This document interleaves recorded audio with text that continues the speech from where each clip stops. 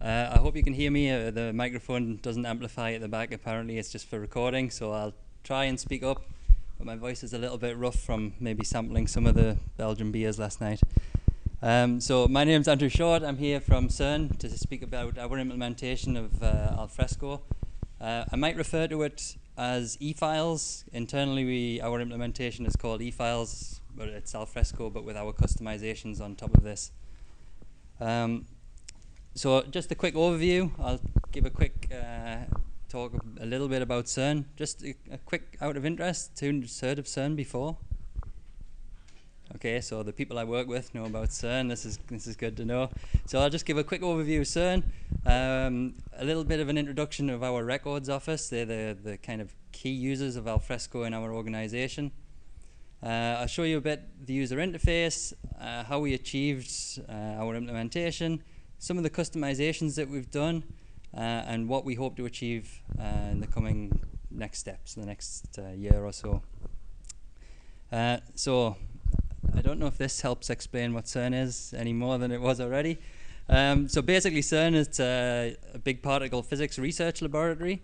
We have accelerators. This is a map of the accelerator complex that we have. It's all about 100 meters underground. And these circles represent the circular accelerators that we have. The big one, the big circle at the top, is the LHC. This is the Large Hadron Collider. It's in the news quite a bit with some of the discoveries we've made for the Higgs boson, the God's particle, and things like this. So basically, these circles are accelerating particles to almost the speed of light. So when we talk about accelerating records management, we go pretty fast. And basically, we have the whole complex to accelerate particles because it's very similar to the gears in your car. You can't start your car in 5th gear. You have to start in first. Our first gear is down in the bottom, these LINAC 2. This is our first gear. And we slowly build the particles up until they're injected into the LHC. And then at this point, they're 99.9999991% of the speed of light. So pretty fast. There's 4 points on this circle, CMS, Atlas, Alice, and LHCb. These are the big experiments on the accelerator. So at 4 points, when the beam's going round in 2 different directions, at 4 points, these beams collide in big detectors, big kind of 3D digital cameras, and they see what happens when these particles collide into each other. So this is what it looks like on a map. It's 27 kilometers in diameter. This is Geneva Airport, just on the bottom left-hand corner. And it's on the Swiss-French border, which is the dotted line. I don't know how well you can see that. So it's the world's biggest machine. It's the hottest and the coldest place in the solar system. And as mentioned before, it's one of the fastest places in the solar system with the 99% the speed of light. This is one of the collisions occurring in the detector. So the particles accelerating through the tunnel and then colliding into each other. And on the bottom, this is one of the first World Wide Web servers. Tim Berners-Lee developed the web at CERN. Just very quickly, I really like this picture on the bottom. It's got a little sticker that says, "This is a web server. Please do not power down." Apparently every night the cleaner would come into his office and unplug so she could use the plug for the vacuum cleaners. So why am I telling you this? Basically, CERN it's a big organization. It's sponsored by 21 member states, so really around the world. Of all the countries that participate in CERN, they send people to work with us. And from the people they send, we get around about, from this collection of numbers here, there's around about 18,000 distinct users of our online applications. And all of these people have to be registered in the organization, and they all go through our records office. And these are some of the people, some of the examples of people who work at CERN. So luckily, I don't have to get all these documents into Alfresco yet.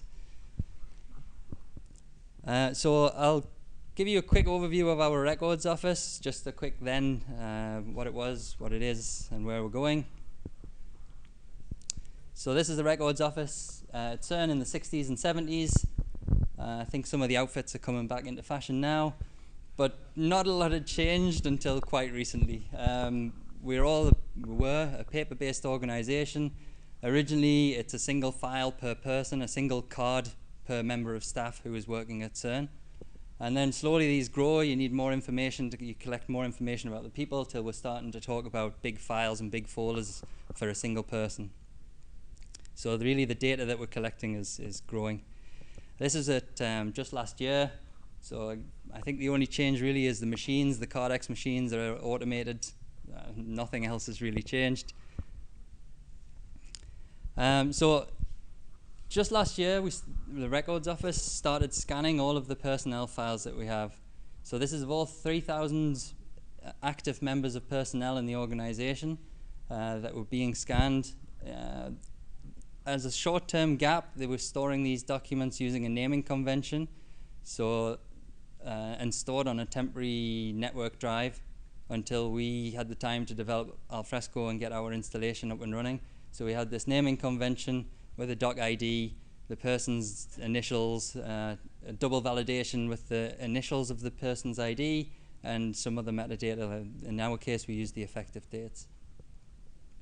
They stored them all as PDFs, and over time we identified over 230 different types of documents that CERN was storing about an individual person. So this is only person-related documents at this point. We haven't looked at the contracts of working with other organizations or industries or experiments. It's really only information that's stored on me, my passport, my CV, reference letters, and things like this. So to do this, to start this change, really started CERN as an organization thinking about the changes that were needed in the organization, not just because we're moving to digital. Do we need to be handing paper around the different offices? Do we email? Do we start using the workflows more? And as a temporary stopgap, we were emailing the documents between services. And this is the Records Office today. I don't know how well you can make it out, but basically all of the files are gone now. So all of the new documents we're collecting, they're all being done electronically. We put Alfresco on production on the 4th of May. And we started uploading documents shortly after this. And only yesterday they completed the upload, actually, of all of the active members' files into Alfresco. So we get all of the benefits that Alfresco brings, saving the time and the resources, easy access, single point of entry, accessible from anywhere around the world. And we get the process-related improvements that have come because of this as well. And now already we have, this number is more like 80,000 documents as of yesterday. These are all manually scanned and manually dragged and dropped into the Alfresco. So as well as this, we have a recruitment unit who are doing a lot. They have their own electronic system. This it's called ERT, the electronic recruitment tool. This collects documents about a member of personnel before they arrive at CERN. So this is where you apply to be a member of personnel. You give your CV, reference letters, whatever else. And all of these are automatically injected into Alfresco. And we have about 52,000 of these documents injected. So very quickly, this interface should look very familiar to everybody. If you could see it, it would. It's ShareUI. With out of the box at this point, this is the dashboard. Okay, you can't really see these, so it's a good job you know what Share looks like. This is our search with the file plan on the left-hand side.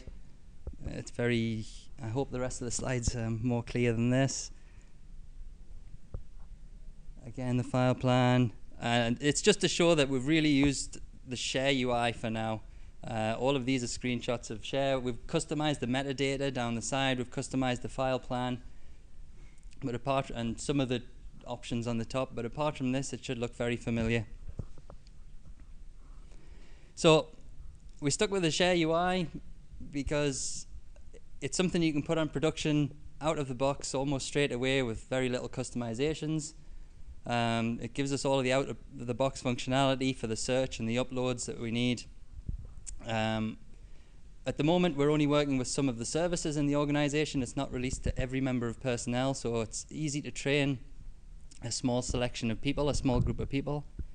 and we're only a team of 3. Sorry.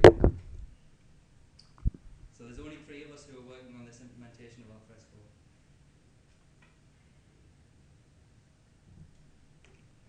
So, how did we do this? To reach the point we are now on production, we have to identify all the documents that the organization has. For us, thank you. So for us to identify this, it was actually a much longer process than we initially thought. It took roughly a year. It's amazing how many documents your organization has that you, or that as an organization, you're not aware of until you start to catalog them. We needed to identify the document's metadata. So which bits of information about these documents are key, which bits of these of the metadata are you going to search on as a user. We define the file plan. Again, this is probably very familiar. The document access rights, so who has permission to see that document. If you were here yesterday at the lightning talks, you might have seen Samuel's lightning talk, where he goes into more of the details about the Drools engine and how we've done the permissions. So you can follow up on this on the Alfresco site when it's published. We needed to identify the customizations, and for us, big choice was to define the difference between the records management and document management. For us, we've decided to go with the records management module. And more or less, as soon as a document has been uploaded to Alfresco and the metadata has been entered correctly, we define this as a record. Primarily because we're really working with scanned documents at the moment, and these are, or should be, records. And the other choice we had to make was between the community or commercial edition, and we've gone with the community edition. Just to give a quick outline of, yeah, this slide works, of how much time we allocated roughly for these tasks. It's really to collect the data of the metadata of the documents that we had, define the file plan. Because this was the first time we'd ever done anything like this, it took us quite a while. But we could also start with the UI customizations at the same time. Once they get the ball rolling and you really know the requirements, the development in Alfresco is much quicker. You can see as soon as we've got the requirements defined, the development goes much quicker. So quickly, the customizations that we've implemented is basically improvements to the upload process. So when you drag and drop the documents, we've customized the web script slightly to say that when a document is recognized, so if the naming convention is correct and it matches the results in our database, the document is automatically filed into the file plan in the right structure. So to do this, we need to provide feedback to the users. I'm sorry, these are very difficult to see, but they should be published on the Alfresco site, so you'd be able to see them in more detail there. If the document is not recognized, so the naming convention, they spelt the name wrong, they put an ID number in wrong, or the date in the different format, the document automatically goes into an unrecognized folder where the users can enter the metadata there. And as I mentioned before, if it's correctly identified, it'll automatically be filed into the right location. At the same time, we apply the access rights to that document. We now know what type it is. You can imagine it's a passport. So the right services in our organization, we define which services are allowed to see which documents, along with a lot more detail that Sam went into. And we've developed some monitoring for our Alfresco installation. This is using App Dynamics. Just to give a basic overview of this Alfresco running as it should be. How many users are online, how many documents are uploaded, is Solar responding to Alfresco calls, this kind of thing.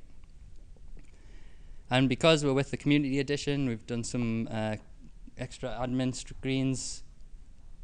So you can define new document types using the admin screens. You can define the access rights. If a new service wants to be able to see a document, we can define it all in this. It's all stored in database tables behind, with rules accessing the tables to check the rules, who can see that document. So Our next steps, we really want to start looking into replacing Share. I really can't see anything on these slides, sorry. So this is a mock-up of how we plan to replace the existing drag and drop functionality of Share. So at the moment, it's quite a lot of clicks for a user to go through to select metadata. If it goes into the unrecognized folder, they have to know and they have to be trained how to use this process. And our goal is to be able to give them the interface and say, use it without any training.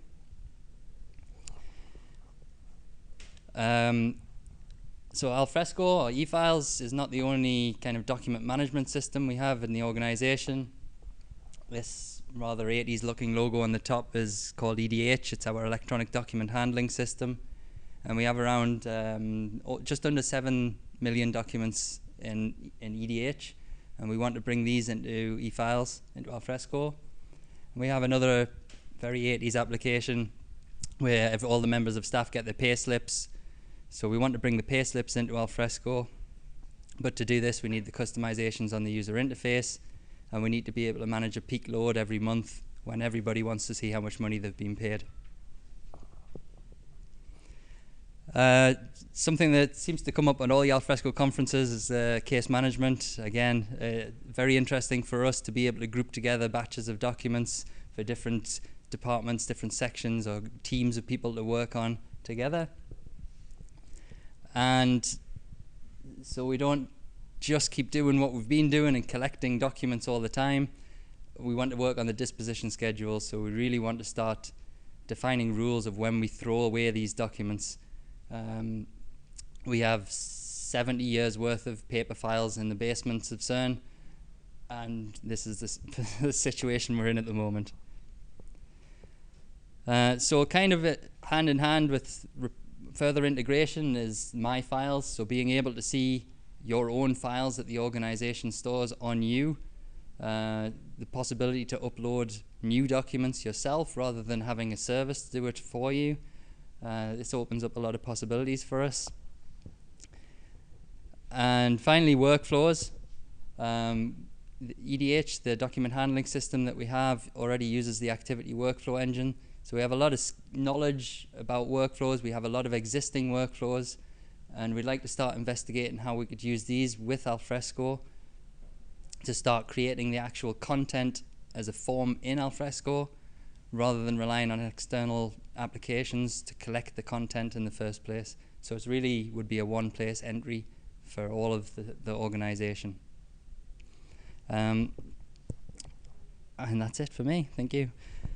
I don't think I have a lot of time for questions. I have 3 minutes. Okay, so I have 3 minutes if you have any questions. Yes? I was wondering how many concurrent users you have for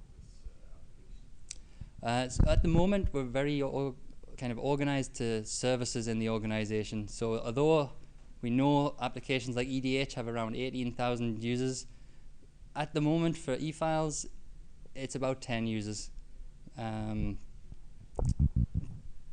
But it's distributed around the organization and it's not so constant access. It's typically one service will be using it more or less at a time at the moment. Yes. Yeah. So be short one. You are using reference management with Alfresco community? Yes. I didn't know that was possible. Yeah. My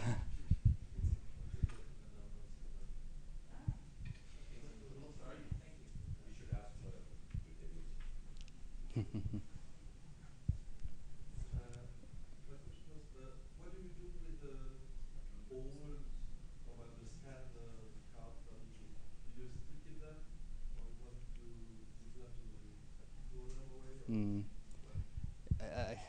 Yeah, that's a good question. So what do we do with all the paper documents that we have for 60, 70 years of the organization?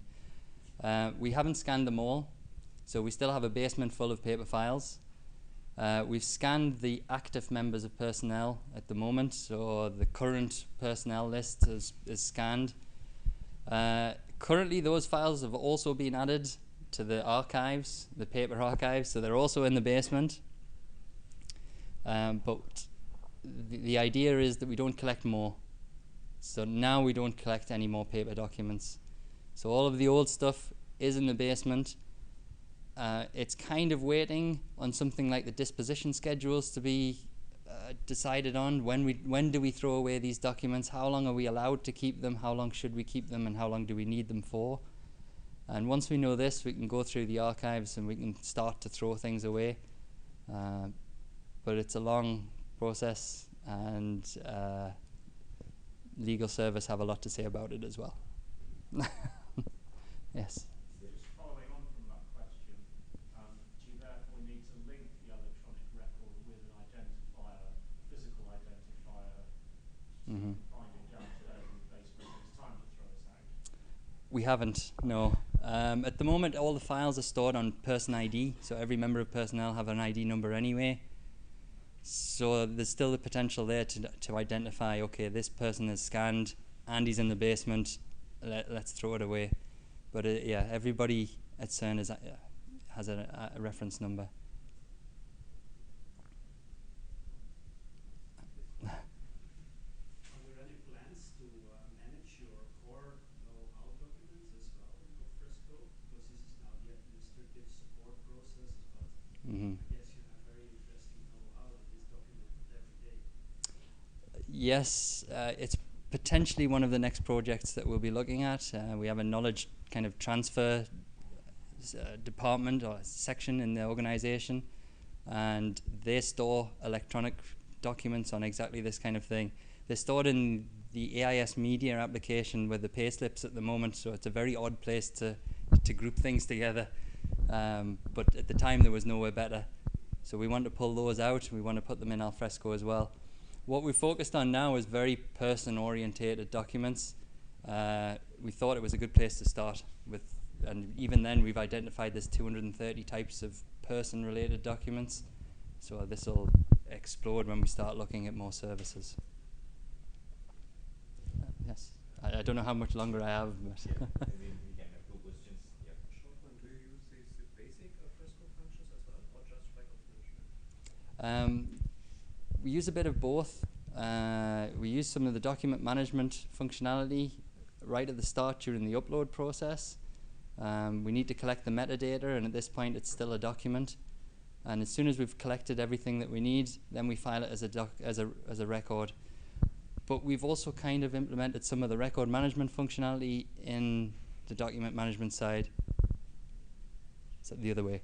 Document management functionality in records management. So the ability to still change a PDF, rotate it, delete it, we've implemented in the records management side of Alfresco.